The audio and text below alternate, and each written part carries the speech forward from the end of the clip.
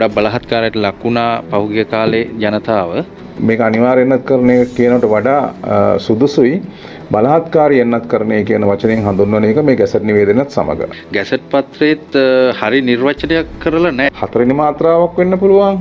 වාර්ෂික වාර්තා මාත්‍රාවක් වෙන්න පුළුවන්. කවුරුත් දන්නේ නැහැ. බාලිකා පාසලක එන්නත් නොගත් සිසුවයන්ට කියලා තිබුණා පිටිපස්සේ අසුන්වල ඉන්න. ඒ විදිහට පල්ලයට ගිහලා එන්නත් නොගත් පුද්ගලයෝ අශුද්ධ කණ්ඩායමක්. ඒතකොට ඒගොල්ලෝ එක්ක එකට වාඩි වෙන්නේ නැහැ, එකට කන්නේ බොන්නේ නැහැ. දැන් මේක සමාජයත් දැන් බෙදිලා තියෙනවා. සමාජයේ එකකට නෙවෙයි බෙදලා තියෙන්නේ. තුන හතරකට බෙදෙන්න බෑ. පළවෙනි මාත්‍රාව ගත්තා, දෙවෙනි මාත්‍රාව ගත්තා කියලා වශයෙන් උද්දෙන්න බෙදලා සමාජයේ ප්‍රධාන වශයෙන් හතරකට බෙදෙන්න ඕනේ. ඔවුන්ට මාස 3ක් වගේ කාලයක් ප්‍රමාණවත් මිනිස්සුන්ව බය කරලා මේ බූස්ටර් එන්නත ලබා දීමට ඒ ළමුණුත් මේකට අයත් වෙනවනේ. මේකද නීතිය. මේකද මේ රටේ නීති සෞඛ්‍ය ඉලක්කයක් නෙවෙයිනේ, දේශපාලන ඉලක්කයක් නේ. ඒ කියන්නේ අපිව බිලිදෙනවා පූර්ණ එන්නත්කරණය පිළිබඳ සැමරුමට. ඔය හතිය කොන්දේ මාරෝ කියන රෝග ලක්ෂණ ගොඩක් අයට ඇවිල්ලා තියෙනවා. උන් දුර්වලයි. උන් හරිය බ්‍රොයිලර් කුකුල්ලු වගේ. එන්නත ගැන කතා කරන්න තියෙන උනන්දුව පරිශ්‍රණ ගැන නැහැ. කෙලින් කතා කරමු.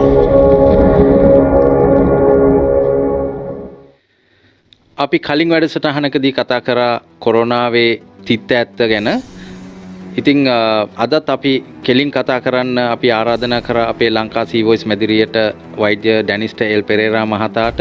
එතුමා පාරම්පරික දැනුම පිළිබඳ කමිටුවේ සභාපති සහ ආයුර්වේද වෛද්‍ය සභාවේ හිටපු ලේකාධිකාරීතුමා. අපි ආයුබෝවන් කියලා ඔබතුමා පිළිගන්නවා. ආයුබෝවන්. දැන් මේ අවස්ථාවේ අපිට දැනගන්න ඕන වෛද්‍යතුමනි, දැන් මේ ගැසට් පත්‍රයක් නිකුත් වෙලා තියෙනවා. ඒක සම්බන්ධයෙන් ඔබතුමා දරන අදහස මොකක්ද? ගොඩක් බලහත්කාරයට ලකුණා පහුගිය කාලේ ජනතාව. ඒ කියන්නේ මේ එන්නත් කරණයත් එක්ක. ඉතින් මේ ගැසට් පත්‍රය නිකුත් කිරීමේ සාධාරණත්වයක් තිබෙනවද? ඒකේ පසුබිම ගැන? ඔව්, ඇත්තම කිව්වොත් මේ ගැසට් පත්‍රය නිකුත් වෙන්නේ එකපාර නෙමෙයි. සෞඛ්‍ය අමාත්‍යවරයා වරින් වර මාධ්‍ය හරහා ප්‍රකාශ නිකුත් කරනවා. අපි එන්නත් නොලත් පුද්ගලයන් හට පොදු ස්ථානවලට ඇතුල් වීමේ යම් ආකාරයක සීමාවන් තහංචි පනවන්නට අවශ්‍ය කරන නීති සම්පාදනය කරනවා කියලා විවිධ අවස්ථාවන් වල ප්‍රකාශ කරනවා. ඊට අමතරව කොවිඩ් කාර්ය සාධන බලකායේ සභාපති ප්‍රධානියා හැටියට හිටපු හමුදාපතිතුමත් වරක් ඒ සම්බන්ධයෙන් ප්‍රකාශයක් කරා. නමුත් මේ එකකටවත් නීතිමය පදනමක් තිබුණේ නැහැ. ඔය මේ කැසට් පත්‍රය පළ වෙනකම්. ඒකත් නීතිමය පදනමක් නෙවෙයි, මම ඒක පසුව විස්තර කරන්නම්. කෙසේ වෙතත් අපි මුල සිටම දැන සිටි කාරණය තමයි සෞඛ්‍ය අමාත්‍යාංශය සහ සෞඛ්‍ය බලධාරීන් උත්සාහයක් ගත්තා මේ රටේ ජනතාවගේ කැමැත්තට පිටින් මේ එන්නත්කරණය ලබා දීමට අවශ්‍ය කරන කිසියම් බලපෑම් කිරීම මාධ්‍ය හරහා ඕන් සිදු කරමින් සිටියා. නමුත් අපිට පෙනී ගිය ප්‍රධානම දේ තමයි පළමුවන එන්නත් මාත්‍රාව ලබාගත් ප්‍රතිශතය ගත්තාම ඒ ප්‍රතිශතයට වඩා 10%ක 15%ක ආසන්න වශයෙන් 20%ක වගේ පරතරයකින් අඩු ප්‍රතිශතයක් තමයි දෙවන මාත්‍රාව ලබා ගත්තේ. එතකොට එයින් අපිට පෙනී යන්නේ මිනිසුන් නැත්නම් ජනතාව අතර කිසියම් ආකාරයක පසුබගාමී බවක් තිබුණා මේ එන්නත්කරණයට මුහුණ දෙන්න. හැබැයි මේක වඩාත්ම දැඩිව දැනෙන්න ගත්තේ තුන්වන මාත්‍රාවකුත් ඇවිල්ලා මේ බූස්ටර් අධිමාත්‍රාවක් ලබා දීම සඳහා අවශ්‍ය පියවර ගන්නකොට. මොකද ජනතාවගේ කැමැත්තකින් නොවේනේ මේ එන්නත් විශාල වශයෙන් ගෙනල්ලා ගොඩගහ ගත්තේ. අපිට පෙනියන කාරණය තමයි ලංකාවට විශාල වශයෙන් එන්නත් ලබාගෙන තියෙනවා. මේ එන්නත් වල කාලය කල්ලිකුත් වීම ජූලි මාසේ මාර්තු මාසේ වගේ ඒ තොග වල කල්ලිකුත් වීම තියෙනවා. ඉතින් මේ නිසා බලධාරීන්ට සිද්ධ වෙලා තියෙනවා මේ එන්නත් කෙසේ හෝ ජනතාවට ලබා දෙන්න යම් වැඩ පිළිවෙලක් ගන්න. දැන් මේ අනිවාර්ය එන්නත් කරන. එහෙම නැත්නම් මේක අනිවාර්ය එන්නත් කරන කියනකට වඩා සුදුසුයි බලහත්කාරී එන්නත් කරණය කියන වචනයෙන් හඳුන්වන එක මේ ගැසට් නිවේදනයත් සමග. මොකද මාධ්‍ය හරහා නොයෙකුත් බිය ගැන්වීම් කළා. ඔමික්‍රෝන් ප්‍රභේදය ලංකාවට ආව ගමන් මේක නැවත වතාවක් රැල්ලක් බවට පත් වුණා. ඊටාත්ම ශීඝ්‍රයෙන් රට පුරා පැතිර ගියා. නමුත් මේ සම්බන්ධයෙන් තියෙන විද්‍යාත්මක තොරතුරු සංගවලා මිනිසුන් බිය කිරීමේ මාධ්‍යම හිමක් ගියා. ඒ මාධ්‍ය මෙහෙම අසාර්ථකයි. ඒ මාධ්‍යෙම අසාර්ථක නිසා තමයි මේ නීතිමය වශයෙන් මේ බලහත්කාරය ක්‍රියාත්මක කරන්නට මේ අනීතික ගැසට්ටුවක් නිකුත් කළේ. මේක අනීතිකයි කියලා කියන්නේ පළමුවෙන්ම අපි දැනගන්නට අවශ්‍ය වෙනවා මේ ගැසට් පත්‍රය සඳහා පාදක වන්නා වූ පූර්ණ එන්නත්කරණය කියන එක මොකක්ද කියලා. මේ කියන්නේ පූර්ණ එන්නත්කරණය පිළිබඳ සහතිකයක් නැති තැනැත්තෙකුට පොදු ස්ථානවලට ඇතුළත් වීම වළක්වනු ලබන ගැසට් පත්‍රයක්. මේක අප්‍රේල් 30 සිට තමයි ක්‍රියාත්මක වෙන්නේ. හැබැයි ගැටලුව තියෙන්නේ මොකක්ද මේකට පදනම් වන විද්‍යාත්මක සාක්ෂිය? ඒ කියන්නේ එන්නත්කරණය නොලත් නැත්නම් එන්නත ලබාගත් පුද්ගලයෙක් පොදු ස්ථානයකට ගියාම ඒ පුද්ගලයාගෙන් කුමක්ද ඇතිවිය හැකි අවදානම. ඒ කියන්නේ එන්නත ගත්ත පුද්ගලයා සහ නොගත් පුද්ගලයා අතර වෙනස්කමක් තියනවාද? ඒ කියන්නේ රෝගය ආසාදනය වීමට දෙන්නටම ගොදුරු වෙන්න පුළුවන්. ඒ වගේම ආසාදනය වුණොත් දෙන්නගෙම බෝ වෙන්නත් පුළුවන්. එන්නත් ගත්ත පුද්ගලයාගෙන් බෝ වුණ කෙනාට අඩුවෙන් බෝ වෙන්නේ නැහැ. අඩුවෙන් අමාරු වෙන්නේ නැහැ.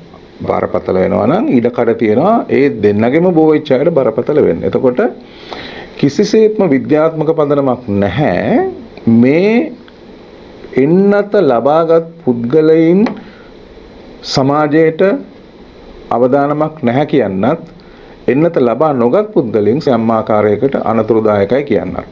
එතකොට මූලිකම විද්‍යාත්මක සාක්ෂියක් නැතිව තමයි ප්‍රාථමික මට්ටමේ හෝ සාක්ෂියක් නැතිව තමයි මේ එන්නත් කරණය නොකළ පුද්ගලයන්ට මේ තහංචිය පනවන්නේ. එතකොට මේ රටේ පුරවැසියන්ට ආණ්ඩුක්‍රම ව්‍යවස්ථාවෙන් ලබා දීලා තියෙන හෘද සාක්ෂිය පිළිබඳ අයිතිවාසිකම, හෘද සාක්ෂියට අනුව තමන් යම්කිසි විශ්වාසයක් දරනවා නම් ඒ සම්බන්ධයෙන් තියෙන අයිතිවාසිකම, සංචරණය නැත්තම් ගමන් නිදහසේ ගමන් බිමන් යාමේ අයිතිවාසිකම, මේ සියල්ලක්ම මේ හරහා මේ මූලික අයිතිවාසිකම් උල්ලංඝනය වෙනවා.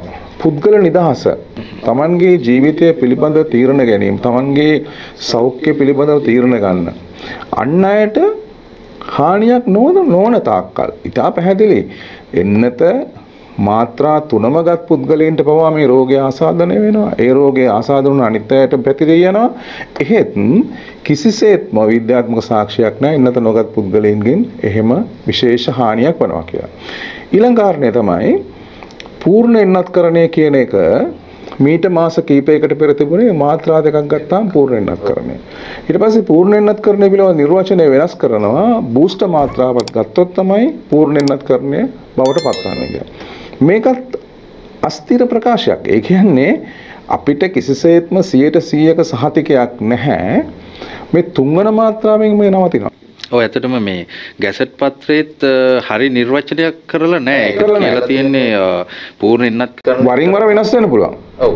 ඒ කියන්නේ සෞඛ්‍ය බලධාරීන්ට ඕන වෙලාවක පූර්ණ එන්නත්කරණය පිළිබඳ නිර්වචනය අර්ථකථනය වෙනස් කරන්න පුළුවන්. එතකොට හතරවෙනි මාත්‍රාවක් වෙන්න පුළුවන්.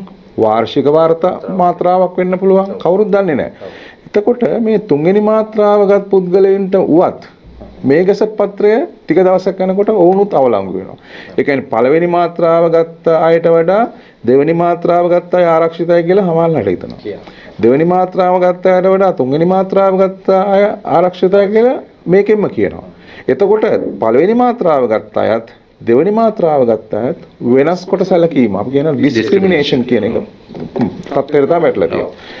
ඉන්දියාවේ මේ සම්බන්ධයෙන් ඉන්දියාවේ මේ නීතිය ගේන්න උත්සාහ කරන අවස්ථාවේදී ඉන්දියානු නීතිඥයින් ඉතාමත් වැදගත් මූලධර්මයක් ප්‍රකාශයට පත් කළා.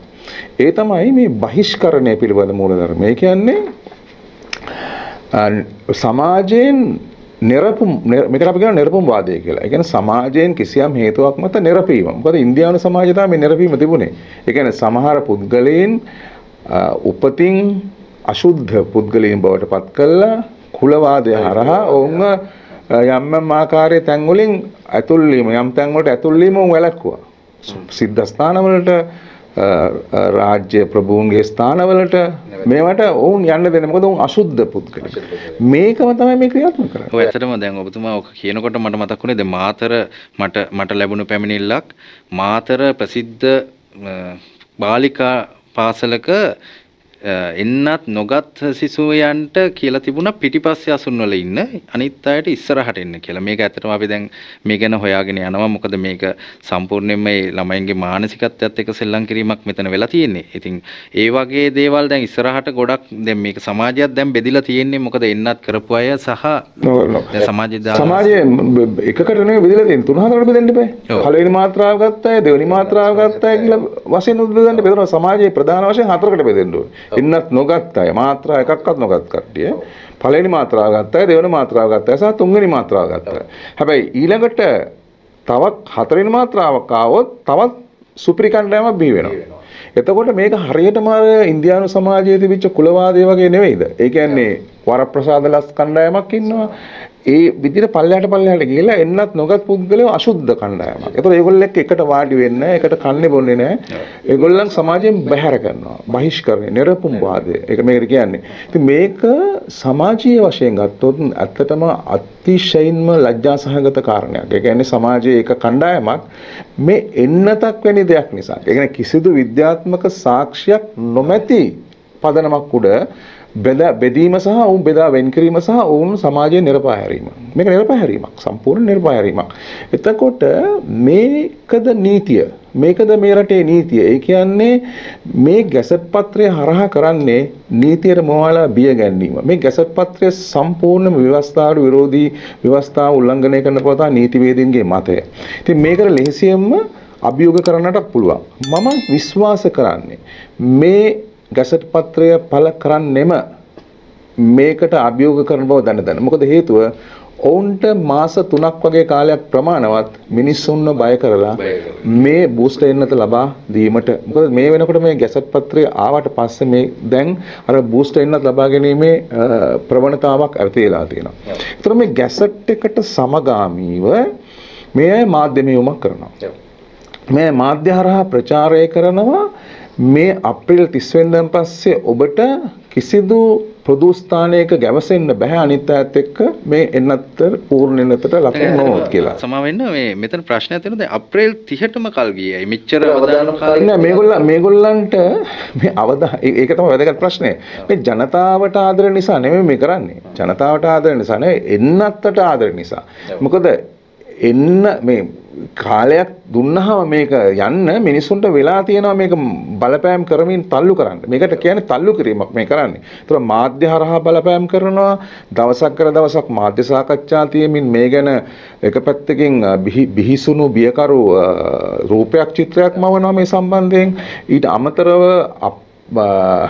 අපි නිල නොවන ප්‍රචාරය යවනවා අත්අඩංගුවට ගන්නවා කියලා මේ එන්නත නොගත් අය ගඩ ගහනවා කියලා ඔවුන්ට අම්මාකාරයක ඊළඟට ඔවුන්ට නඩු පවරන්න පුළුවන් කියලා මේ ආදී වශයෙන් ප්‍රචාරය යවනවා. ඒතකොට මිනිස්සු තවත් බය වෙනවා. මොකද මේ සමහර වෙලාවට ප්‍රධාන මාධ්‍ය හරහා යන දේවල් විතරයි ගම්වල මිනිස්සුන්ට යන්නේ. ඒතකොට ඒගොල්ලෝ ඉතාලම බයටපත් වෙනවා. ඒතකොට ඔවුන් හිතනවා මේක හරියට අර ඔවුන්ගේ අර ඉස්සර තිබුණේ හාල් පොත එහෙම නැත්නම් සමෘද්ධි කාඩ් එක මෙන්න මේ වගේ දෙයක් තමයි මේ එන්නත් කාඩ් එක කියලා උන්ට මතයක් ඇති වෙනවා. එතකොට මේක ආයතනික මට්ටමින් ඊට පස්සේ ආයතනවල පරිපාලනය හරහා මේක ක්‍රියාත්මක කරනවා. විශ්වවිද්‍යාල හරහා, රජයේ ආයතන හරහා, ඊළඟට රජයේ කාර්යාලවල පෞද්ගලික අංශයේ ප්‍රධාන සමාගම් තුළ මේක ක්‍රියාත්මක කරනවා. ඒ ක්‍රියාත්මක කරනකොට ඔවුන් නිරතුරුවම තමන්ගේ රැකියාව, තමන්ගේ ආදායම් මාර්ගය මේව ආරක්ෂා කර ගැනීම සඳහා ඔවුන් පෙළඹෙනවා. එතකොට ඔවුන්ට අර තමන් හිතලා මේ එන්නත ගන්නවද නැද්ද කියන කාරණේ ගැන තීරණයක් ගන්න බැරුව වෙනවා. ඒ නිසා මේ ගැසට් පත්‍රය මම හිතන්නේ මෑත කාලේ නිකුත් කරපු බ්‍රිතාන්‍ය අධිරාජ්‍යවාදී පාලනය යටතේවත් නොතිබිච්ච ආකාරයේ මර්ධනකාරී නීතියක්. මොකද බ්‍රිතාන්‍ය අධිරාජ්‍යවාදීන් ඔවුන් ඒ කාලේ ගෙනාව ආඥාපනතක් එන්නත්කරණය සඳහා පමණක්. අනිවාර්ය එන්නත්කරණය කරන මහාමාරිය පැතිරිච්ච වෙලාවේ. ඒ වෙලේ ඔවුන් පනතක් ගෙනාවේ මේකට. එමුද පනතක් කියන්නේ පාර්ලිමේන්තුවේ සම්මත කරන පනතක්. එතකොට පාර්ලිමේන්තුව නැත ඒ කාලේ කුමක් හෝ රාජ්‍ය මන්ත්‍රණ සභාව හෝ කිසියම් ආකාරයේ ව්‍යවස්ථාදායක සභාවක්. එතකොට අදටත් මෙවැනි නීතියක් ගේනවා නම් පාර්ලිමේන්තුවේ බහුතරය හෝ 3/2ක මං හිතන්නේ අනුමැතිය අවශ්‍ය වෙන ආකාරයේ විශේෂ නීතියක් තමයි පනවන්නට අවශ්‍ය වෙන්නේ. එහෙම නැතුව නීතිමේදීන් පෙන්වලා දෙන විදියට මේ වගේ ගැසට් පත්‍රයකින් අවුල් සහගත ඒ වගේම කිසිදු අරමුණක් නැති පදනමක් නැති අවිද්‍යාත්මක ගැසට් පත්‍රයක් මගින් කරන්නේ එක්තරා ආකාරයක බියටපත් කිරීමක්. ඒ නිසා අපි පුරවැසියන් හැටියට මේකට විරුද්ධයි. ඒ වගේම අපි මේකට විරුද්ධව හැකි හැම ක්‍රියාමාර්ගයක්ම ගන්නවා. ඒකන අපි කියන්න බය වෙන්නේ නැහැ. අපි මාධ්‍ය ඉස්සරහත් මේක කතා කරනවා. ප්‍රශ්නේ තියෙන්නේ මාධ්‍ය අපිට අහුම්කම් දෙන්නේ නැහැ. ප්‍රධාන මාධ්‍ය තුල මේ සඳහා තියෙන විකල්ප මතවාද ප්‍රචාරය කරන්නේ නැහැ. ඒකෙන්ම තේරෙනවා මේක යම් ආකාරයක අධිපතිවාදයක්. මේකට අපි කියනවා එන්නත් ඒකාධිපතිවාදය. මොකද ලෝකයේ සෑම රටකම මේක ක්‍රියාත්මක වෙනවා. අවාසනාවට අපි ස්වාධීනත්වයේ ස්වෛරීත්වය ගැන කතා කරමින් පුරවැසියන්ව දක්කාගෙන යනවා මේ වගේ බලහත්කාරී එන්නත් කරන එකට. එන්නත සම්බන්ධයෙන් නෙවෙයි ගැටලුව තියෙන්නේ. එන්නත ගැනීම හෝ නොගැනීම පුද්ගල අයිතියක්. පුද්ගල නිදහස.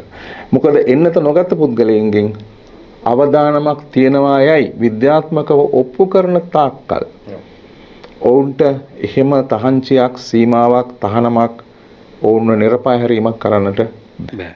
ඔව් ඇත්තටම දැන් අපි හැම දෙයක්ම දැන් ඡන්ද මේ මැතිවරණයක් හිටුනම දැන් අපි දියුණු රටවල් එක්ක සංසන්දනයක් කරනෝනේ. දැන් එංගලන්තයේ ගිය සතියේ අගමැතිතුමා පිළිගත්තා මේක වැඩක් නැති දෙයක් කියලා. ඇත්තටම අඩුම ගානේ මුවාවරණවත් පළඳන්න එපා, ඒක එන්නත Taman කැමති නම් ලබා ගන්න කියලා එයා ප්‍රසිද්ධිය ප්‍රකාශ කරා.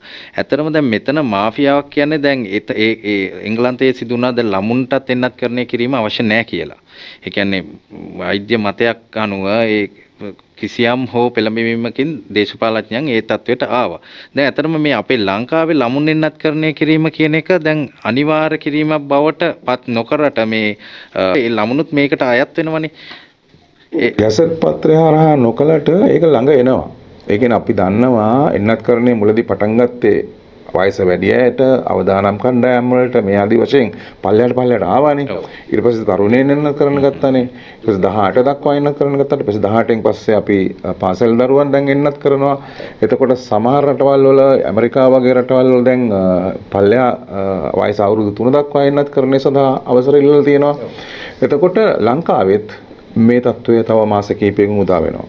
ලංකාවෙත් සෞඛ්‍ය බලධාරීන් උත්සාහ කරන්නේ ළමුන් එන්නත් කිරීම සඳහා. ඒ කියන්නේ කුඩා දරුවන් මේකේ මේ පෙරහැරේ කසකාරය වෙන්න පටන් ගත්තා. මාධ්‍ය වලට පැමිණිච්ච විශේෂඥයෝ.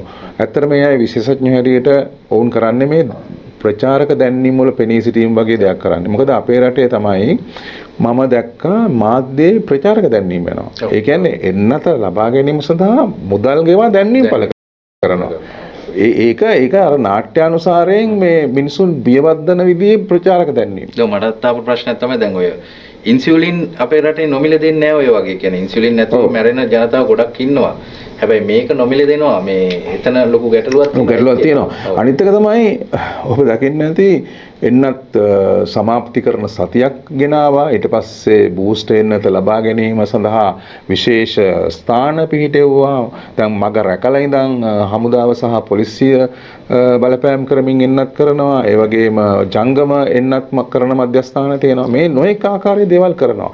ඒ අතරේදී අර දරුවන්ට මේ ප්‍රචාරක දැන්වීම හරහා රූපවාහිනී මාධ්‍ය යොදාගෙන මේ එන්නත් කරන්නේ පිළිබඳ සංකල්ප ඔවුන්ට ඇතුල් කරනවා. මොකද මේක හරි භයානකයි. මොකද ලෝකයේ මේ වෙනකොට රටවල් කීපයකම මේ අනිවාර්ය බලහත්කාරී එන්නත් කරන්නට එරෙහිව මිනිසු පාරට බහැලා. අද වෙනකොට ඕස්ට්‍රේලියාව නවසීලන්තේ මේ මිනිස්සු පාර බහැලා පාර්ලිමේන්තු වට කරලා ප්‍රධාන නගරවල විශාල උද්ඝෝෂණ තියෙනවා. කැනඩාවේ විශාල උද්ඝෝෂණ තියෙනවා. හැම යුරෝපීය රටකම මේ උද්ඝෝෂණ වාර්තා වෙනවා. විශේෂයෙන්ම යුරෝපීය රටවල සහ ඇමරිකාවේ විවිධ නගරවල. ඒතර මේක ඇයි මෙහෙම වෙන්නේ? මෙහෙම වෙන්න හේතුව තමයි මිනිස්සු පිළිගන්නවා අපිට ස්වභාවික ප්‍රතිශක්තිය ලැබීමේ අයිතියක් තියෙනවා කියලා. එහෙම අයිතියක් තිබියදී අපේ ප්‍රතිශක්තිකරණ පද්ධතියට වරින් වර පිටතින් කරන බලපෑම ගැන මිනිස්සුන්ට විශාල සැකයක් තියෙනවා. ඒ සැකය විද්‍යාත්මකත් තව ටික කාලෙකින් ඔප්පු වෙනවා. මොකද දැනටමත් අපි මේ තත්ත්වයටපත් වෙලා තියෙන්නේ. එහෙම තත්ත්වයක් යටතේ අපේ කුඩා දරුවන්ට මේ එන්නත ලබා දීමට පටන් ගත්තොත් දැනටමත් පටන් ගන්න තියෙන යම් කණ්ඩායමකට ඒක විශාල අපරාධයක් වෙනවා. මොකද ඒක හේතුව තමයි මේ කොවිඩ් වසංගතය පුරාම තිබෙන විද්‍යාත්මක දත්ත සහ සංඛ්‍යාලේඛන අනුව කුඩා දරුවන්ට තමයි අවදානම අඩුම කණ්ඩායම. කුඩා දරුවෙකු මේ කොවිඩ් රෝගයෙන් මරණයටපත් වීමේ ප්‍රතිශතය ගත්තොත් 100ට දශම ඒ කියන්නේ මේ දශමස්ථාන 0.0.0.0.3ක් 0.3කුත් එක්ක 3ක් යනවා දශමස්ථානයෙන් පස්සේ. ඒ කියන්නේ ඒ මරණයට පත්වන දරුවන් පවා මරණයට පත්වන්නේ වෙනත් රෝග හේතු නිසා ආබාධ නිසා. ඒ කියන්නේ සාමාන්‍ය රෝගී දරුවෙක් කොවිඩ් රෝගයෙන් මරණයට පත්වන්නේ නැහැ. ඉතාම කලාතුරකින් සිද්ධ වෙන දෙයක්. බරපතල වීමුත් අඩුයි. නමුත් අපිට පුදුම මේ විශේෂඥයින් නොඑක ආකාරයේ සංඛ්‍යාලේඛන පෙන්වමින් අපට කියනවා මේ දරුවන් ආරක්ෂා කර ගැනීම සඳහා දරුවන්ට මෙන්න මේ ආකාරයේ රෝග ආබාධ හැදෙනවා, මෙන්න මේ විදිහේ මල්ටි සිස්ටම් ඉන්ෆ්ලමේටරි සින්ඩ්‍රෝම් කියලා එකක් හැදෙනවා, කවසාකි රෝගය කියලා එකක් හැදෙනවා. මේ හැබැයි ප්‍රශ්නේ තියෙන්නේ එන්නතිනුත් ඒක ඒවා හැදෙනවා. එන්නතේ සංකූලතාවලත් ඒ රෝග තියෙනවා. ඒක ගැටලුව තියෙනවා. ඉතින් මේ ඊ타ත්ම කලාතුරකින් ඇති වෙන රෝග තත්ත්වයන් ඉස්මතු කරලා දරුවන් සියලු දෙනාටම මේ එන්නතක් ලබා දීම දරුවන්ගේ ප්‍රතිශක්තිකරණ පද්ධතිය අවධානමේ හෙලීම. මොකද දරුවෝ තමන්ගේ ජීවිත කාලය පටන් ගත තැන ඉඳන්ම ස්වභාවික පරිසරයට නිරාවරණය වීම තමයි මේ ප්‍රතිශක්ති පද්ධතිය හුරු කරන්නේ. මේ ප්‍රතිශක්ති පද්ධතිය කියන එක පුහුණු කරන දෙයක්, හුරු කරන දෙයක්. ඒක අර බාහිර දේවල් වලට බලපෑම් වලට බාහිර අනතුරු වලට නිරාවරණය වෙමින් ප්‍රතිශක්ති පද්ධතිය තුළ හදා ගන්න හොඳ ප්‍රතිශක්තියක්. මේක කාලීනව වෙන දෙයක්. එතකොට මේ ප්‍රතිශක්ති පද්ධතියට මේ තියෙන හැකියාව මොට කිරීම තමයි මේ එන්නත් දීම හරහා කරන්නේ. මේ සාමාන්‍ය දෙයක්, මේ ලොකු රෝගයක් නෙමෙයි. මේක අද වෙනකොට ඔබ දන්නවා මේ ඔමික්‍රෝන් ප්‍රභේදයේ විශේෂයෙන්ම වේගෙන් පැතිරෙනවා, කෙටි කලක් තුල සුව වෙනවා. ඒකනේ රජයම පිළිගන්නවානේ දවස් 5කින් හොඳ වෙනවා, දවස් 5කින් අනෙකුට බෝ වෙන්නේ නැහැ. එන සතියකින් වැඩට යන්න පුළුවන් කියලා කියනවා. එහෙම කියමින්ම ඊළඟට ඇවිල්ලා කියනවා රෝහල වල ලෙඩු ඉන්නවා 140ක් ඇඳන් පිරලා තියෙනවා, ඔක්සිජන් අවශ්‍යතාවය ඉහළ යනවා. මේක අවිද්‍යාත්මකයි. මොකද හේතුව මේ මට මගේ කන් දෙකට ඇහුණා මාධ්‍ය සාකච්ඡාවේ කියනවා මේ වෙනකොට 140ක් ඇඳන් පිරিলা.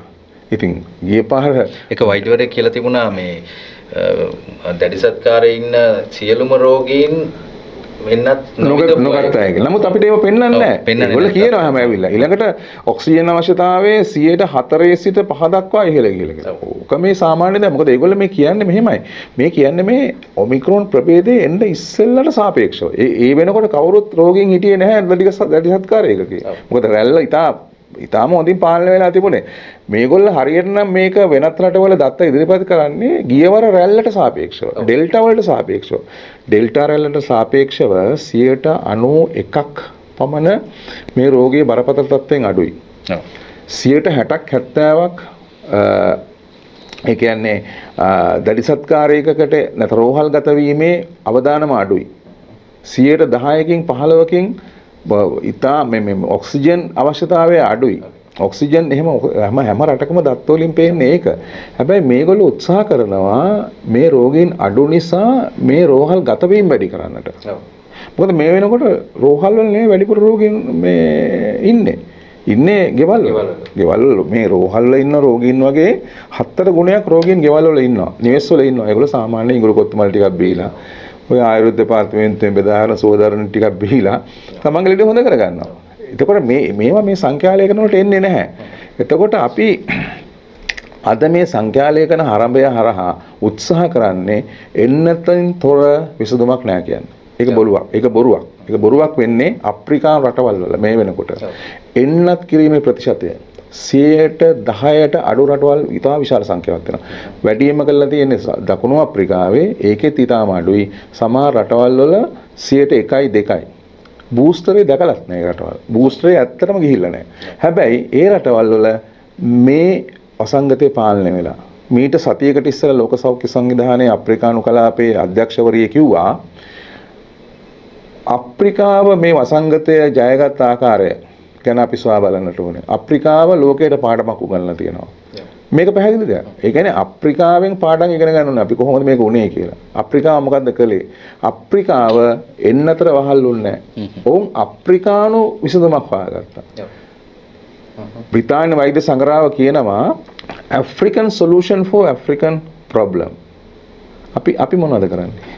අපි බ්‍රිතාන්‍ය විසඳුම් හොයනවා අපේ ප්‍රශ්න වලට. ඇමරිකානු විසඳුම් හොයනවා. නෑ දැත්තටම බ්‍රිතාන්‍ය විසඳුමක් දැන් ඒක අනිත් පැත්තට ගිහිල්ලා. අනිත් පැත්තට යනවා. ඒ කියන්නේ බ්‍රිතාන්‍ය පවා මේ තියෙන දේවල් ලිහිල් කරද්දී අනිවාර්යෙන් මේ මුවාවරණ පළඳන්න ඕනේ නෑ කියන නීතිය අයින් කරද්දී මුවාවරණ පළඳීම සම්බන්ධ නීතිය. අපි මේ බලෙන් මොන්ටිසෝරි දරුවන්ගේ නම් මේක මුවාවරණ දාහද කරලා. හරිද? බස්වල කිටියේ හිර වෙලා යනවා මුවාවරණ දාගෙන. මොන විහිළුවක්ද මේක? ඉතින් ඒ නිසා මම හිතන්නේ අපි මීට වඩා විද්‍යාත්මක වෙන්න ඕනේ. අපේ රටේ මේ වෙනකන් කිසිම ආකාරයක දීප ව්‍යාප්ත ප්‍රතිදේහ සමීක්ෂණයක් කළා නැහැ. මේ අපේ රටේ මිනිස්සුන්ගේ කොච්චර ප්‍රතිදේහ තියෙනවද කියලා. නමුත් ඉන්දියාව, අප්‍රිකාවේ සමහර රටවල් මේවා කළා ඉවරයි. ඒ කියන්නේ අපි විද්‍යාත්මක අධ්‍යයන කරන්නේ නැහැ. අපි වෙන රටවල් වලින් ඉගෙන ගන්නෙත් නැහැ. අපි මේ එන්නත් නිෂ්පාදනය කරන සමාගම් එහෙම නැත්නම් ලෝක සෞඛ්‍ය සංවිධානයේ ඒ එක්තරා ආකාරයක පක්ෂපාතී මාර්ගෝපදේශ මේවා තමයි අපි අනුගමනය කරන්නේ. එතකොට රටක් හැටියට මම හිතන්නේ අපේ විද්‍යාඥයින් ඉන්නේ ඊටාත්ම පසුගාමී ස්ථාවරයක් කියලා මම විශ්වාස කරනවා. මොකද හේතුව ඔවුන්ගේ යුතුයකමක් සහ වගකීමක් තියෙනවා මේ වෙලාවේ එළියට ඇවිල්ලා අපේ රටේ කොවිඩ් රෝගයේ පැතිරීම ව්‍යාප්තිය සහ බලපෑම පිළිබඳව විද්‍යාත්මක සාක්ෂි ගොනු කරන්නට. ඔව්. ඒ වුණාට දැන් මේ වාරණයක් තියෙනවා. මොකද දැන් මට පහුගිය දිනයක කතා කරා බටහිර වෛද්‍යවරයෙක්. එතුමා ප්‍රකාශ කරේ දැන් ඇත්තටම දැන් ළමයෙකුට එන්නත ලබා දෙනවා. හැබැයි දැන් අපි ළමයෙකුට දැන් අපි ගන්න පැනඩෝල් මාත්‍රාව නෙමෙයි ළමයෙකුට උනත් දෙන්නේ බටහිර වෛද්‍ය ක්‍රමයට අනුව. හැබැයි එන්නතේ මේ මාත්‍රාවම ලබා දෙනවා ළමයටත්. මෙතන මේ විතනත් වෙනසක් තියෙනව නේද? ඔව් ඒක තමයි. දැන් මම කියන්නේ ඒකයි විද්‍යාත්මකව අපේ දැන් වෙනත් රටවල් වල එන්නත් තොගයක් එනකොට ඒ තොගෙන් තොගේ පරීක්ෂා කරනවා. මොනවද තියෙන්නේ මේක සුදුසුයිද කියලා. එහෙම සමහර රටවල් වල එන්නත් තොග අපසු යවලා තියෙනවා. මිලියන ගණනක් මාත්‍රාවල ආපහු යවලා තියෙනවා. ඒවා අපද්‍රව්‍ය තිබිලා. ඒවා යම් ආකාරයේ ඊළඟට මේ ක්ෂුද්‍ර ජීවීන් ඉඳලා ඒගොල්ලෝ අනුමත නොකරන දේවල්. ඒතර අපේ රටේ එහෙම සොයා බැලීමක් කරන්නේ නැහැ. අපේ රට කරන්නේ වරායෙන් බානවා ගබඩාවට ගේනවා ගබඩාවෙන් බෙදා හරිනවා කට්ට අතේ තියෙන මිනිහා එලෝ විදිනවා. ඉතින් මේක මේ කට්ට අතේ තියාගෙන කුප්පියෙන් අරගෙන විදින සෙල්ලමක් නෙමෙයි. මේක ඊට වඩා එහා ගිය විද්‍යාත්මකව අපි මිනිසුන් එක්ක ගනුදෙනු කරන අවස්ථාවක්. මිනිස්සුන්ට මේ එනත පිළිබඳ තියෙන සංකූලතා මේ එනත පිළිබඳව තියෙන යම් දේවල් කතා කරලා උන්ට පැහැදිලි කරලා උන්ගේ කැමැත්ත ගත්තකොට එහෙම කරපු දණක් නැහැ. ඔව්. ඒක නිකන් මේ ඇස් දෙක පියාගෙන අස්සන් ගන්න ලියවිල්ලක්. ඉතින් එහෙම තියාගෙන අපේ විද්වතුන් විශේෂයෙන්ම විද්‍යාඥයින් සහ වෛද්‍ය විශේෂඥයින් මේ වෙලාවේ මං හිතන්නේ ඇස කන පියාගෙන සිටීම වැරදි. එක්කෙනෙක් දෙන්නෙක් හැරුණකොට අනිත් සියලු දෙනාම මේ සම්බන්ධයෙන් හෘද සාක්ෂියට එකඟව මේ සම්බන්ධයෙන් අදහස් ප්‍රකාශ කරන්නේ නැහැ. ඊටාම ස්වල්ප දෙනෙක් හිතාමතාම මේ වෙනුවෙන් පෙනී හිටිනවා. ඔවුන් කුමන හේතුවක් නිසා පෙනී හිටිනවා වුණත් ඔවුන් කරන්නේ තමන් දන්නා දේ තමන් දන්නා විද්‍යාව වෙනත් ආකාරයේ ව්‍යාපාරික අරමුණක් සඳහා පාවා දීමක්. හැබැයි මේ සම්බන්ධයෙන් නිහඬව ඉන්න අයත් ලොකු ඇත්ත දැන නිහඬව ඉන්න අයත් ලොකු හානියක් කරනවා. මොකද ඔවුන්ට මේ අපි මේ ගැන කියනවට වඩා ඒ විෂය සම්බන්ධයෙන් ප්‍රාමාණික දැනුමක් තියෙන විද්වතුන් එළියට ඇවිල්ලා කතා කරනවා නම් එහි යම් වටිනාකමක් තියෙනවා. හැබැයි ප්‍රශ්නේ තියෙන්නේ එහෙම කතා නොකිරීම නිසා සමාජයේ විශාල හානියක් සිදු වෙමින් යනවා. මේක අපිට තව ටික කාලෙකින් තමයි මේක දැනගන්න පුළුවන් වෙන්නේ. ඒතකොට අපි ගොඩක් දුර ගිහිල්ලා දැන් මේ එන්නත පමණක්මය මේ තියෙන විසඳුම කියන මතවාදය සමාජගත කිරීම තමයි මූලික වරද. ඒ කියන්නේ මිනිස්සුන්ට විකල්ප තියෙනවා. මේ රෝගය වැළඳෙනවා. රෝගය වැළඳුනාට පස්සේ තමන්ට කැමති නම් ප්‍රතිකාර ගන්නවා. තමන්ට කැමති නම් දේශීය ප්‍රතිකාර ගන්නවා. තමන්ට කැමති නම් බටහිර ප්‍රතිකාර ගන්නවා. රෝගී සුවපත් කර ගන්නවා. ප්‍රතිකාර නොකරත් සුව වෙනවා. ඕන තරම් සුව වෙනවා. ඒ මිනිස්සු සමහරලාට අර හොඳ නිකන් සුව වෙනාට බේත් දීලා යම් ජාවාරම් කරනවා. ඒක වෙනම කතාවක්. ඒක විස නැති කිරීම කියලා. ඒවත් වැරදි. දැන් ඔය එන්නතේ විස නැති කිරීම කියලා සමහරලාට දැන් මේ එන්නතට එරෙහිව ක්‍රියාත්මක වන සමහර කණ්ඩායම් මේක ජාවාරමක් කරගෙන ඉන්නවා. ඒතර එන්නතේ විස නැති කරන්න කියලා බෙහෙත් දෙනවා. මේක අමූලික පට්ටපල් බොරුවක්. එහෙම බෙහෙත් නැහැ. ඒ කියන්නේ එන්නත කියන්නේ සම වෙන දිගු කාලීනව ප්‍රතිකාර ක්‍රමත් නැද්ද? මේමයි. එන්නත නිසා ඇතිවෙන ඒ අතුරු ආබාධ හෝ සංකූලතා විවිධ කොටස් වලට වර්ගීකරණය කරන්න පුළුවන්. එතකොට මේ වර්ගීකරණය කරනකොට తాවකාලිකව ඇතිවෙන යම් දේවල් වලට අපිට සුළු ප්‍රතිකාර කරලා ඒවා සමනයටපත් කරගන්න පුළුවන්. හැබැයි මේ එන්නත ශරීරයට ගිහිල්ලා ක්‍රියාත්මක වෙනකොට ශරීරය තුළ ඇති කරන ජෛව රසායනික වෙනස්කම්, පටකවල ඇති කරන වෙනස්කම්, ප්‍රතිශක්ති පද්ධතියේ යම් අහිතකර බලපෑම් ඇති කරනවා නම්, ප්‍රතිඵල ඇති කරනවා නම් ඒ සඳහා ප්‍රතිකාර කිරීම දීර්ඝකාලීනව කරන්න ඕන දෙයක්. යම් කිසි කෙනෙක් කියනවා මගේ මේ නිෂ්පාදනය ගත්තාම එන්නතේ විස නැති වෙනවා කියලා, ඒක ජාවාරමක්. ඒක සම්පූර්ණයෙන් මිනිස්සු රවට්ටන විශාල කූට ව්‍යාපාරයක්. ඒක ගැන අපි පැහැදිලිව කියන්න ඕනේ. එහෙම දේශීය ඖෂධ වර්ග නැහැ. තනි නිෂ්පාදනයක් දීලා එන්නතේ විස නැති කරනවා කියලා කෙනෙක් මිනිසුන්ගෙන් මුදල් උපය ගන්නවා නම් ඒක දේශීය වෛද්‍ය ක්‍රමයට හෝ ආයුර්වේද වෛද්‍ය ක්‍රමයට එකඟ නැහැ. ඒක පැහැදිලිව කියන්න ඕනේ. එතකොට අපිට ඒ වගේ රෝගීන් හම්බුනහම ඒ රෝගීන් තනිව අරගෙන ඒ රෝගියාගේ ලක්ෂණ අනුව දීර්ඝකාලීන යම්කිසි ප්‍රතිකාරයක් කරන්න ඕනේ. මොකද අපි දන්නවා මේ වෙනකොට මේ එන්නතෙන් වෙන අතුරු ආබාධ පිළිබඳව තොරතුරු රැස් කිරීමක් කෙරෙන්නේ නැහැ ඇත්තටම. ඒක තමයි ලොකුම ප්‍රශ්නේ. සංගණනයක් සිදු වෙන්නේ නැහැ. මේගොල්ල ඊ타මත්ම නිර්දය ලෙස කියනවා නෑ එහෙම දෙයක් වෙන්නේ නෑ. කොහොමද ඔප්පු කරන්නේ? ඕකයි කියන්නේ. එන්නතෙන් උනායි කියලා ඔප්පු කරන්නේ කොහොමද? ඉතින් ඒක හරියට මේ එන්නත ගහපු ගමන් මැරලා වැටෙන මිනිස්සු නෑ. එහෙම මැරලා වැටෙන මිනිස්සු පිටරටත් සමහර ඒවා තියෙනවා. එහෙම මේලා එන්නත ගහලා පැය ගණනක් ඇතුළත සිද්ධ වෙච්ච මරණ තියෙනවා. මේ ලේ කැටි ඇතිවීම නිසා. නමුත් මේගොල්ලෝ හොයන්නේ ඒ වගේ දේවල්. එන්නත කවුද එන්නත ගහලා මැරුණේ? එහෙමනේ අහන්නේ. නමුත් එන්නත ගහලා සතියකින් දෙකකින් කිසිම රෝගයක් නැතුව නිරෝගීව හිටපු කෙනෙකුගේ අතපය පණ නැති වෙනවා නම්, පැත්තක් පණ නැති වෙනවා නම්, එයා හෘද රෝගයක් හෘද ආබාධයක් හැදිලා මැරිලා වැටෙනවා නම් තරුණ වයසේදී ඒ සම්බන්ධයෙන් හොයන්න ඕනේ. මොකද හේතුව ලෝක සෞඛ්‍ය සංවිධානය 2019 දී මේ එන්නත්කරණය සම්බන්ධයෙන් ඇතිවන අතුරු ආබාධ පිළිබඳ සොයා බැලීම, ඇගයීම කියන එකට වාර්තාවක් නිකුත් කළ මාර්ගෝපදේශයක්.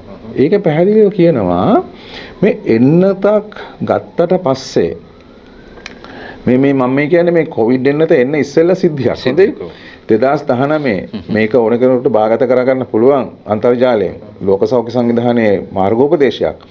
එතකොට එහි කියනවා මේ එන්නතකින් ඇතිවෙන සංකූලතාවය කියන එක නිර්වචනය කරනකොට එන්නත සහ ඒ සංකූලතාවය පිළිබඳ නිශ්චිත හේතුඵල සම්බන්ධයක් තියෙන්න අවශ්‍යම නැහැ. හැබැයි මේ එන්නත ගත්තට පස්සේ යම් කිසි ආබාධයක්, රෝග ලක්ෂණයක් හෝ කිසියම් ආකාරයක සංකූලතාවයක් ඇති වෙනවා නම් ඒ පිළිබඳ අනිවාර්යයෙන්ම සොයා බලන්න ඕනේ, වාර්තා කරන්න ඕනේ. මොකද ඒක හරියටම ඒක හේතු නොවුනත් මේකෙන් පස්සේ වෙනවා නම් ඒ ගැන සොයා බැලීමේ වගකීමක් තියෙනවා. ඉතින් අපේ එහෙම දෙයක් කරන්නේ නැහැ. මොකද මේක සම්පූර්ණයෙන් මම කියන්නේ විද්‍යාත්මකව මේ තිබිච්ච සංස්කෘතිය මේ කිසියම් දෙයක් පිළිබඳ අපි මේවට කියනවා මේ අර සුපරීක්ෂණ ක්‍රියාවලිය පිළිබඳව අපේ වගේ රටවල් අතහැරලා දාලා තියෙනවා. හැබැයි යම් තාක් දුරක සමහර දියුණු රටවල මේක කරනවා. හැබැයි අපි කියන්නේ ඒක මදි. අපි ඒක මීට වඩා ජනතාව අතරට ගිහිල්ලා ඒ සම්බන්ධයෙන් කරුණු වාර්තා කරන්න ඕනේ, එකතු කරන්න ඕනේ, ඒවා විමසන්නටත් ඕනේ. මොකද හේතුව මේවා අපි එක තැනකට එකතු කළා මදි. මේ කරුණු විද්‍යාත්මකව විශ්ලේෂණය කරන්න ඕනේ. විශ්ලේෂණය කළා ඒ සම්බන්ධයෙන් යම් ආකාරයකට මිනිස්සුන්ට ප්‍රකාශයටපත් කරන්න ඕනේ. දැන් මේක කාටවත් නොදැන හේතුවක් නැහැනේ. දැන් තොරතුරු දැනගැනීමේ පනත යටතේ අපිට කෙනෙකුට අවශ්‍ය නම් ඉල්ලන්න පුළුවන් ඔය කියන රෝහල් වල ඔය එන්නත් නොගත්ත අයමද ඉන්නේ. ඔය මිය යන අයගේ ප්‍රතිශතය එන්නත් නොගත්ත අයමද මිය යන්නේ ඔක්කොම. එතකොට මේ එන්නත ගැනීමෙන් පස්සේ ආබාධයක් ඇතිවීම පිළිබඳව මොනවද අරන් තියෙන ක්‍රියාමාර්ග? ඒගොල්ලන්ට යම්කිසි ආකාරයක ඒ සඳහා යම්කිසි හානිපූර්ණයක් කරනවද? වන්දියක් ලබා දෙන. මොකද ඕස්ට්‍රේලියාව වගේ රටවල් වල මේ වෙනකොට ඒගොල්ලෝ එන්නත නිසා ඇති වෙන ප්‍රශ්නවලදී අගතියටපත් වෙනට වන්දි ලබා දෙන්න පියවර අරන් තියෙනවා. එතකොට අපි අපේ වගේ රටවල් වලත් ඒ தත්ත්වය ඇති කරගන්න ඕනේ. මොකද අපි දන්නවා සමහර රෝගීන් මේ වෙනකොට ඇඳන් උඩ තමන්ගේ ජීවිතය එක්ක සටන් කරනවා. කිසිම ප්‍රශ්නයක් නැතුව හිටපු අය. ඉතින් ඒ නිසා මේ සම්බන්ධයෙන් ඇත්තටම මේ වෛද්‍යතුමනි දැන් අර ඔය හතිය කොන්දේ මාරුව කියන රෝග ලක්ෂණ ගොඩක් අයට ඇවිල්ලා තියෙනවා. මේක මේ එන්නතින් පස්සේ ආපු දෙයක්. මේක නරඹන අයත් දන්නවා, ඒ තියෙන අයත් දන්නවා. ඒකට කමෙන්ට් කරන්න පුළුවන් මේ වලට මේ වීඩියෝ එකේ. ඇත්තටම මේක සාමාන්‍ය ඔබතුමා කොහොමද දකින්නේ? මේ මොන ආකාරයෙන් සිදුවීමක්ද? මෙහෙමයි. ඕක වෙන්න පුළුවන් දේ තමයි අපි දන්නවා එන්නත කියලා කියන්නේ අපේ මේ සාමාන්‍ය ප්‍රතිශක්තිකරණ පද්ධතියේ ක්‍රියාකාරීත්වයට පිටින් කරන බලපෑමක්. ඒ කියන්නේ එක්තරා ඇවිස්සීමක්. ඒ කියන්නේ පිටතින් අනතුරක් මවාපානවා ශරීරයට. එතකොට ප්‍රතිශක්ති පද්ධතිය ඒ සඳහා ප්‍රතිචාරයක් නිර්මාණය කරගන්නවා. ඒ ප්‍රතිචාරය තමයි අපි මේ ප්‍රතිදේහ කියලා කියන්නේ අවසානයේදී. එතකොට ඒ සඳහා යොදා ගන්නවා සමහර ප්‍රතිදේහ හැදෙනවා සමහරලාට අපේ ප්‍රතිශක්ති පද්ධතිය තියෙන T සෛල B සෛල වගේ දේවල් වල ක්‍රියාකාරීත්වය වෙනස් කරනවා. එතකොට මෙන්න මේක හොඳටත් තියෙන පුළුවන් නරකටත් තියෙන පුළුවන්. ඔබ දන්නවනේ කොවිඩ් රෝගේ හැදුනහම පුද්ගලයන් බරපතල තත්ත්වයකටපත් වෙන්නේ සහ මිය යනට එක හේතුවක් නේ ඔය සයිටෝකයින් ස්ටෝම් කියලා කියන්නේ. ඒත් ප්‍රතිශක්ති පද්ධතිය විසින්ම නිර්මාණය කරන කිසියම් ආකාරයක රසායනික ද්‍රව්‍යයන් පුද්ගලයාට එරෙහිව ක්‍රියාත්මක වෙනවා. එතකොට මේ එන්නතක් ගත්ත පුද්ගලයෙකුගේ ශරීරය තුළ සිද්ධ වෙන විවිධාකාරයේ රසායනික ප්‍රතික්‍රියා සහ වෙනස්කම් ගැන පරීක්ෂණ කරලා තියෙනවා. එතකොට ඒ අනුව අපිට පේනවා මේක සාමාන්‍ය තත්ත්වය වෙනස් කිරීමක්. ඒතර ඒ සාමාන්‍ය තත්ත්වය වෙනස් කිරීමේ ප්‍රතිඵලයක් හැටියට තමයි ඔය කියන අතුරු ආබාධ එන්නේ. ඒක හතියක් වෙන්න පුළුවන්, කොන් දෙකක් වෙන්න පුළුවන්, ඊට එහා ගිය දෙයක් වෙන්නත් පුළුවන්. ඉතින් ඒ නිසා ඕක විද්‍යාත්මකව පැහැදිලි කරන්න අපිට ගොඩක් කාලය යන දෙයක්. නමුත් ඒක විය හැකි නොඑක ආකාර අතුරු ආබාධ වෙන්න පුළුවන්. සමහරුන්ගේ සමේ විවිධාකාරයේ කැසීම් ඇති වෙනවා දීර්ඝ කාලීනව. මේ වගේ දේවල් වෙනවා. මට තව දෙයක් විශේෂයෙන් කියන්න අවශ්‍යයි. මේ ළඟදී දැන් අපි දන්නවා ඊශ්‍රායලයේ මාත්‍රා 4ක් දීලා තියෙනවා අවුරුදු 60න් හෙලයට. ඒතර ඒගොල්ලන්ගේ මරණ සංඛ්‍යාවේ මේ වෙනකොට 4 වෙනි රැල්ල ඊශ්‍රායලයේ යන්නේ. අර දෙවෙනි රැල්ල තුන්වෙනි රැල්ල තිබෙනවට වඩා දෛනික මරණ සංඛ්‍යාවක් දැන් සිද්ධ වෙනවා. ඒගොල්ලන්ගේ. ඒතකොට වාර්තාගත වෙන දෛනික ආසාදිත සංඛ්‍යාවත් වැඩි වෙලා තියෙනවා. ඉතින් මේ කරන එක් දේවල් ඒගොල්ලන් හේතු කියනවා. නමුත් ගැටලුව තියෙන්නේ ඔවුන් අවසානයේදී ඊශ්‍රායලයේ ප්‍රධානියෙක් ඒ ප්‍රතිශක්තිකරණ වැඩසටහනේ ප්‍රධානියා කිව්වා අපි දැන් මේ එන්නත ගැනම නොසිතා ස්වභාවික ප්‍රතිශක්තියට යා යුතුයි.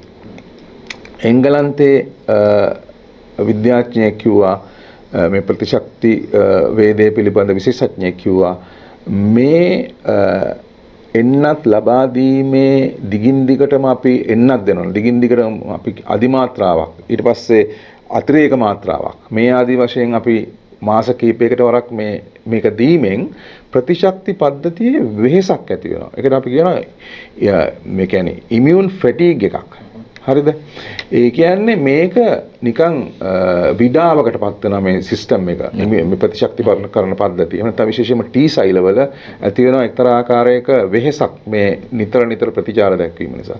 මේක කාලයක් යනකොට මේකෙන් අහිතකර ප්‍රතිඵල ඇති වෙන්න පුළුවන්. මොකද ඒ தත්ත්වය ගොඩක් වෙලාවට දකින්න ලැබෙනවා මේ පිළිකා සහ HIV AIDS රෝගීන්ට නිතරම ප්‍රතිශක්තිකරණ ප්‍රතිකාර කරනවා. ඒ ප්‍රතිශක්තිකරණ ප්‍රතිකාර කිරීමේදී ඔවුන්ගේ ප්‍රතිශක්තිකරණ පද්ධතියේ මේ වගේ දේවල් වෙනවා. ඒ කියන්නේ ප්‍රතිශක්තිකරණ පද්ධතිය විඩාවටපත් වෙනවා. ඒ විඩාවටපත් වීම කියන එක හොඳ තත්වයක් නෙමෙයි කියන එක. මොකද තව ඊට වැදගත් කාරණයක් කියන්නම් තව. දැන් මේ අධිමාත්‍රාවෙන් ඇති කරන ප්‍රතිදේහවල ආයු කාලය මේ ළඟදී ඔවුන් සොයාගත්තා. මීට පෙර ඔවුන් කිව්වා මාස 2කමාරයි කියලා. ඒ කියන්නේ සති 10යි කියලා. හැබැයි නැවත වතාවක් CDC ආයතනය දැන් සතියකට එකමාරකට ඉස්සෙල්ලා ඔවුන් කිව්වා මේක මාස 4යි තියෙන්නේ කියලා. හරිනේ? දැන් බලන්න මේ ගැසට් එක අප්‍රේල් 30 ඉවර වෙන්නේ. හොඳද? දැන් බූස්ටර් මාත්‍රා අපි දෙන්න ආරං කොච්චර කාලද? දැනට මාසයකට වැඩිනේ. දැන් ඒක අප්‍රේල් 30 වෙනකොට මොකද වෙන්නේ? අප්‍රේල් 30 දැන් මාස 4 නම් ප්‍රතිදේහ තියෙන්නේ. අප්‍රේල් 30 වෙනකොට බූස්ටර් පළවෙනි බූස්ටර් ගත්ත කණ්ඩායමේ මේ ඔය ප්‍රතිදේහ ඉවරයි. එතකොට කොහොමද අපි කියන්නේ එහෙනම් ඒගොල්ලෝ ආරක්ෂිතයි කියලා? එහෙම කියන්න බෑනේ. එතකොට දැන් අපි CDC ආයතනෙම කියනවා නම් මාස 4යි මේ ප්‍රතිශක්තියට අදාළ වන ප්‍රතිදේහ තියෙන්නේ කියලා. මේ තව මාස 4කින් ඒක ඒ අයත් එන්නත නොගත්ත පුද්ගලයන් හා සමාන වෙනවනේ. ඔව් සමහරට මේ 4වෙනි ස්ටොක් එකේ ඉන්න ඔක තමයි. ඒ කියන්නේ 4වෙනි එක ඊළඟට මාස 4කින් ගහන්න ඕනේ කියන එක කියන්නේ. එහෙම කියන්නෙම 4වෙනි මාත්‍රාව මාස 4කින් ගහන්න. දැන් මොකද තුර්කියේ දැනට යන්නේ 5වෙනි එන්නත තමයි දැනට දෙන්නේ. දැන් ඊයේ මම දැක්ක ටර්කි නිවුස් වල 5වෙනි එන්නත ලබා ගන්න දැන් ඒක තමයි පූර්ණ එන්නත් කරන්නේ. පූර්ණ එන්නත් කරනවා. ඒතකොට පේනවනේ දැන් අර මම කියපු දේ නෙවෙන්නේ මාස 3න් 3ට මාස 4න් 4ට අපි පිටින් යම් බලපෑමක් දිගින් දිගට මේ ප්‍රතිශක්තිකරණ පද්ධතියට එල්ල කරනකොට ප්‍රතිශක්තිකරණ පද්ධතිය ඉබේම වෙහෙසටපත් වෙනවා. එතකොට මේ වෙහෙසටපත් වීමේ ප්‍රතිඵලයක් වෙන්නේ මෙයා ස්වභාවිකව ප්‍රතිචාර දැක්වීම අත්හරිනවා. එතකොට එන්නතට වහල් වෙච්ච එන්නත් මත යැපෙන සමාජයක් තමයි ඉදිරියට එන්නේ. ඒතර සෞඛ්‍ය පිළිබඳ සියලු අයිතිය ව්‍යාපාරිකව පවර ගන්නවා. මොකද ඒ අයගේ එන්නත එනකන් අපේ ප්‍රතිශක්ති පද්ධතිය වැඩ කරන්නේ නැහැ. එතකොට මේ ප්‍රතිශක්ති පද්ධතිය වැඩ නොකරන ප්‍රතිශක්ති පද්ධතිය ශක්තිමත් නොවන සමාජයක් තුල සෞඛ්‍ය සම්පන්නභාවයක් නැහැ. ඔවුන් දුර්වලයි. ඔවුන් හරිය බ්‍රොයිලර් කුකුල්ලු වගේ. එතකොට ඔවුන් හැමතිස්සෙම රෝගයක් සම්බන්ධයෙන් ස්වභාවිකව රෝගයකට මුහුණ පෑමේ මුහුණ දීමේ හැකියාවෙන් තොරයි. එතකොට අර කියන ව්‍යාපාරවලට බහුජාතික සමාගම් වලට ඊටාම හොඳ වෙළඳපොළක්. ඔවුන් හැම දෙයකටම එන්නතක් එවනවා. ඉතින් ඒකට තමයි මේ පාර කැපෙන්නේ. ඉතින් ඒකට පාර කැපීමේ නීතියක් තමයි අපි අද මේ ඉස්සරහ තියාගෙන බොහෝම උජාරුවෙන් කතා කරන්නේ. මොකද හිටපු සෞඛ්‍ය ඇමතිතුමිය එක රැලියකදී කිව්වා ඒගොල්ලන්ගේ එකම පරමාර්ථය තමයි 70%ක් දැන් ලෝක සෞඛ්‍ය සංවිධානයේ පරමාර්ථය තමයි 70%ක් සෑම ජනගහණයෙන් එන්නත්කරණයට ලක් කිරීම මේ අවුරුද්දේ මැද වෙනකොට. එතකොට හිටපු සෞඛ්‍ය ඇමතිතුමිය කියන විදිහට ඒගොල්ලන්ගේ පරමාර්ථය තමයි රට ලෝකයේ පූර්ණ එන්නත්කරණයට ලක් වෙච්ච රටවල් වලින් එකක් බවට පත් වෙලා ඒක සමරන එක කියලා. අභිමාණයෙන් සමරන්න. ඒක තමයි ඒගොල්ලන්ගේ ඉලක්කය. එතකොට මේ යන්නේ දේශපාලන ඉලක්කයකට නේ විදිහට බැලුවොත් එහෙම. සෞඛ්‍ය ඉලක්කයක් නෙවෙයිනේ දේශපාලන ඉලක්කයක් නේ. ඒ කියන්නේ අපිව බිලිදෙනවා මේ පූර්ණ එන්නත්කරණය පිළිබඳ සැමරුමට. ඔව්. අභිමානවත් සැමරුමට. එතකොට ඇයි අපි ලෝක සෞඛ්‍ය සංවිධානයේ 70% ඉලක්කය අපි සපුරන්නට ඕනේ? සෑම රටක්ම ඒක සපුරලාද නැහැ. අප්‍රිකාවේ රටවල් කිසිම ගණනක් නැහැ. ඔවුන්ගේ එන්නත්කරණයේ ප්‍රතිශතය 5යි 6යි 1යි 2යි දශම ගානයි සමහර රටවල් වල. ඉතින් ඒගොල්ලන් අදට වසංගතයේ මිදිලා ඉන්නේ. වසංගතයේ කිසි ප්‍රශ්නයක් නැතුව ඉන්නේ. ඒක තමයි ඇත්ත කතාව. ඒ නිසා මේ කතාව පුරවැසියන් හැටියට අපි සියලු දෙනාම දැනගන්නට ඕනේ. ඒ වගේම පුරවැසියන්ට අයිතියක් තියෙනවා මේ සම්බන්ධයෙන් තමන්ගේ ස්වාධීන අදහස් ප්‍රකාශ කරන්නටත් විරුද්ධ වන්නටත්. හැබැයි අපි අමතක කරනවා මිනිස්සු මැරෙනවා. දවසකට මිනිස්සු යම්කිසි ප්‍රමාණයක් මැරෙනවා විවිධ රෝගාබාධ නිසා. ප්‍රියයතුන් මැරෙනවා. ඒ වගේම නොයෙක් රෝගාබාධ වලින් මැරෙනවා. සාමාන්‍යයෙන් දවසකට 600ක් විතර මැරෙනවා. එතකොට මේන් කොටසක් තමයි මේ කොවිඩ් රෝගය නිසා නොයෙකුත් රෝගාබාධ වලට තව රෝග වලට ලක් වෙලා මිය යන්නේ. එතකොට මේ ගැන මිනිස්සුන්ට යම් ආකාරයක රජයේ විග්‍රහයක් ඉදිරිපත් කරන රජයට වඩා විද්‍යාඥයින් මේ ගැන සොයලා පළ කරන්න ඕන. මම දැකලා නෑ එහෙම පර්යේෂණ වාර්තා ලංකාවේ. ඒකයි ලොකුම ප්‍රශ්නේ. පර්යේෂණ හිඟයක් තියෙනවා මේ සම්බන්ධයෙන්. ඒක මං හිතන්නේ පර්යේෂණ හිඟයකට වඩා පර්යේෂණ පිළිබඳ කිසිම උනන්දුවක් නැහැ. එන්නත ගැන කතා කරන්න තියෙන උනන්දුව පර්යේෂණ ගැන නැහැ. ඒක ඇත්තම කතාව.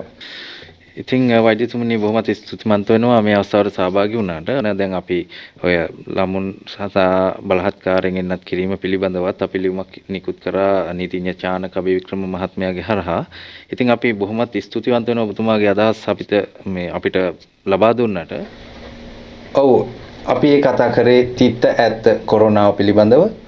ඉතින් අපි ගොඩක් ස්තුතිවන්ත වෙනවා කලින් ප්‍රෝග්‍රෑම් එකට ඔයගොල්ලන්ගේ වීඩියෝවට දාපු කමෙන්ට්ස් වලට ෂෙයාර්ස් වලට ගොඩක් ස්තුතියි.